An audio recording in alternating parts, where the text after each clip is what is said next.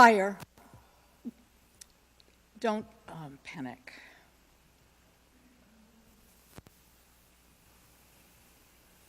Fire.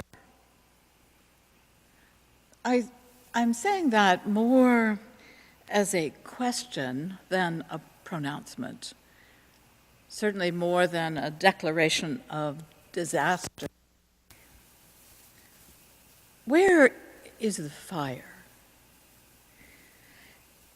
Once, United Methodists spoke passionately about strangely warmed hearts, hearts on fire.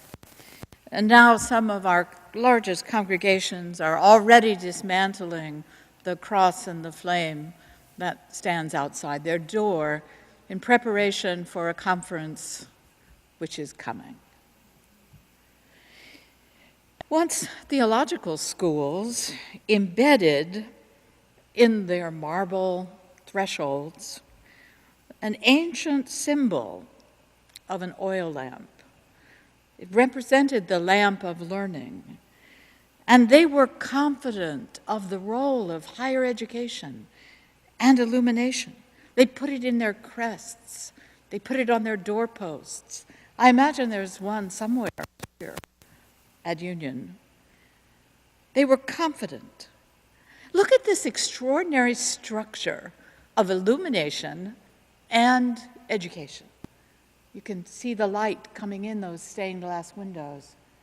There was a confidence in this lamp of learning.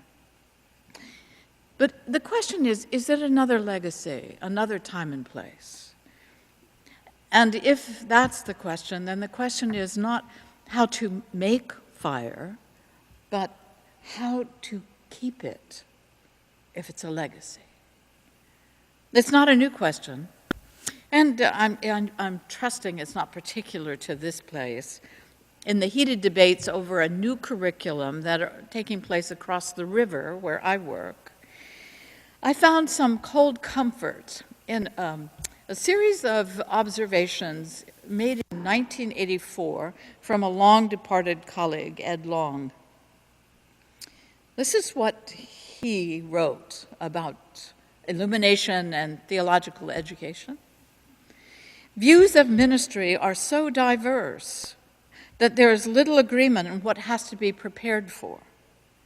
The religious traditions and theological perspectives are so different, even within the Christian heritage, that faculties do not often agree what ought to be taught, and even less so, what ought to be modeled. Now, this is where you could say amen if this makes any sense to you. Okay. But we're not sure what it means. For some, it means to be scholarly, to master the intellectual equipment of theological knowledge. For others, it means to demonstrate managerial skills for the extraordinary bureaucracy called church. And for still others, it means to learn the arts of listening and counseling that are needed to relate to people in pastoral ways.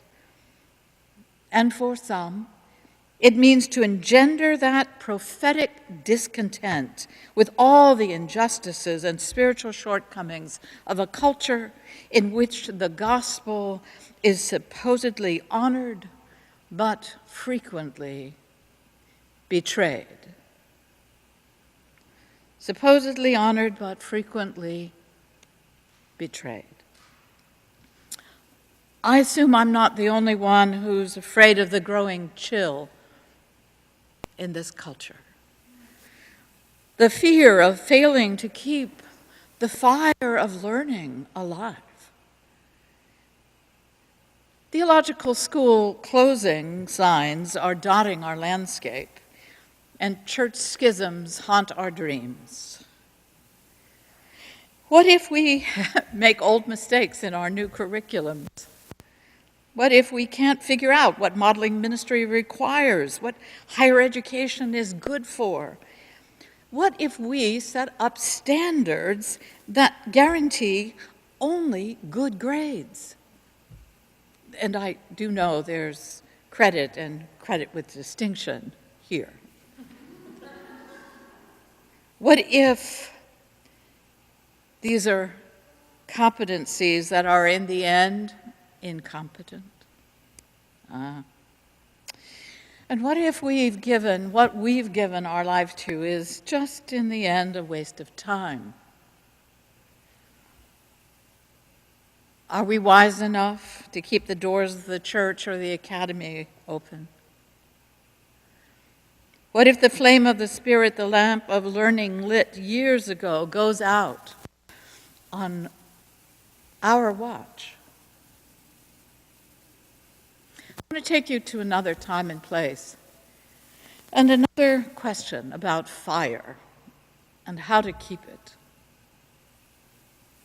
The Choctaw tribe is one of the 5 civilized tribes so identified by the colonist occupiers. 5 civilized tribes. It was because they had assimilated some of the cultural patterns of the white society, such as Christianity and farming and slavery. And so they were called civilized. The Choctaws were the first of the tribes that were forcibly uprooted in the Indian Removal Act of 1830 by President Jackson, whose portrait now hangs in a place of honor in the Oval Office. Nearly 15,000 Choctaws were forced from their homelands, and over 3,000 died, and that was just one tribe's loss out of the 5 that were exiled.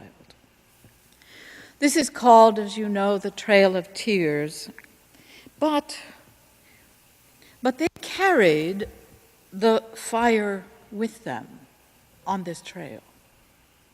The sacred fire that was not a single flame, but a force of nature, for fire is alive.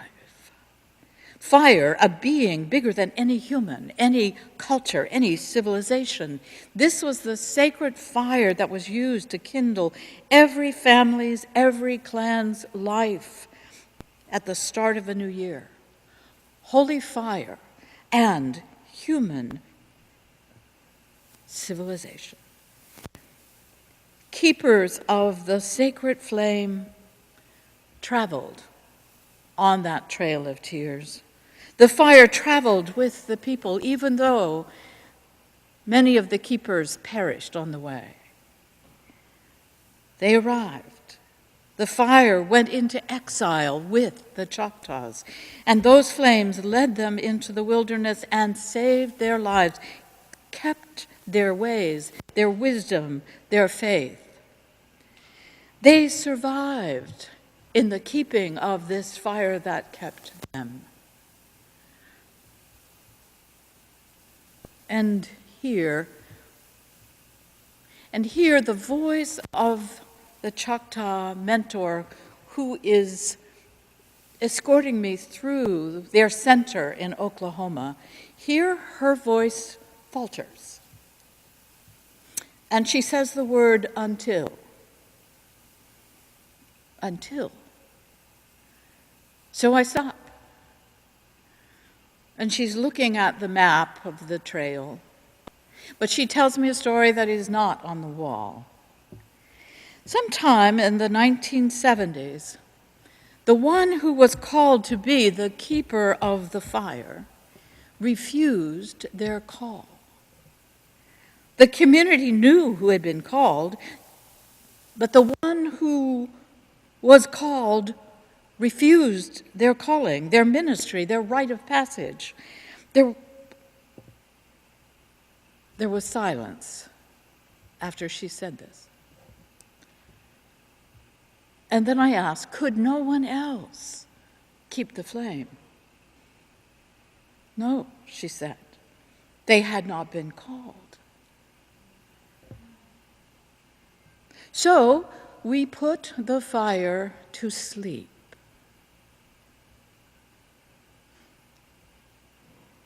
Forever? I asked. Forever? She looked away, and then she moved on. I'd trespassed too far.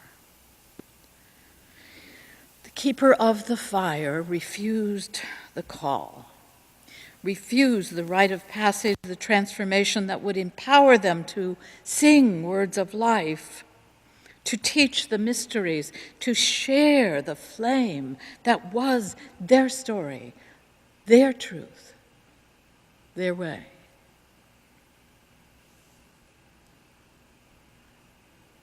What if we refuse our invitation?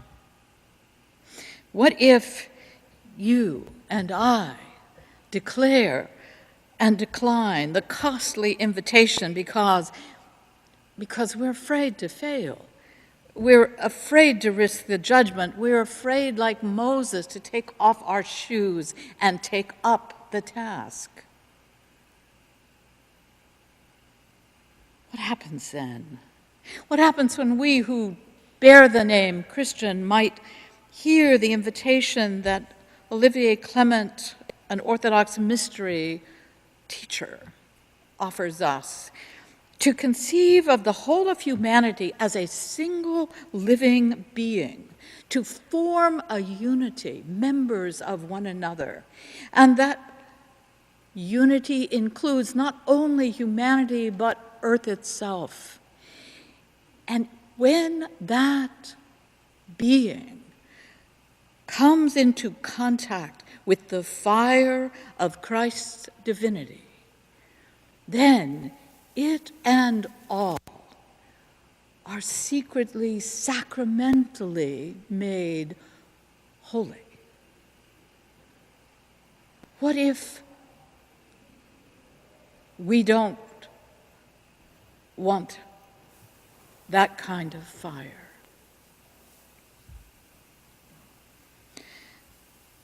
Again, from my elders, seminary should be a time of transformation. From belief systems that try to encapsulate faith into unquestioned certainties, to one where faith means to trust the unknown, to hold on, but with partial convictions, but hold on. There is no way a seminary education can do its job unless this transformation is at least begun. And there is no way to undergo this transformation without having it affect the very depths of our being. The very depths of our being. In order to keep this fire,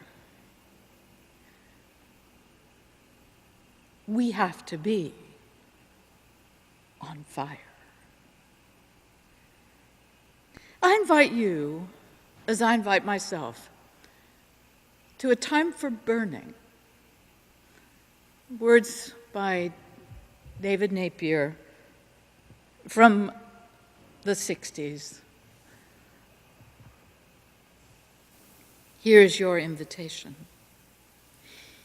If you are one acquainted with burning, intimate with altar fires, if crucifixion, once for all in Christ, or in the bloody stream of human history, impinges on your consciousness, then you will know beyond a shadow of a doubt that you have been irresistibly called by the caller, called out without a promise of success, to live and love in confidence that fire is for cleansing, that truth will ultimately purify, and that you and I are called to live and love a burning world. And even if the smoke is never cleared, a holiness invades our wanton violence, and glory fills the anguish of our time.